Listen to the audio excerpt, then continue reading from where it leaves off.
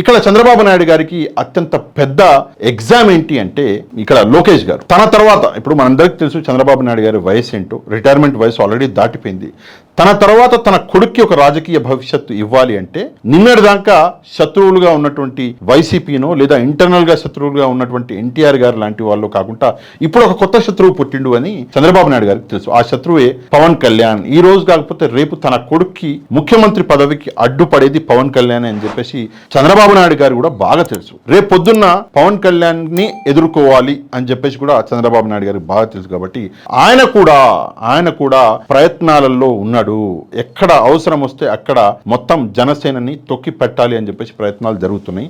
అదీ కాకుండా ఇంకొక టాక్ ఏంటి అంటే ప్రస్తుతం జనసేనలో ఉన్నటువంటి 21 మంది ఎమ్మెల్యేలలో మొత్తం అందరూ కూడా చంద్రబాబు నాయుడు గారు చెప్పిన పని చేసే వాళ్ళే. అందరూ చంద్రబాబు నాయుడు గారి ప్లాన్ లో భాగంగానే జనసేనలో చేరిరు అని చెప్పేసి కూడా ఒక టాక్ నడుస్తున్నది.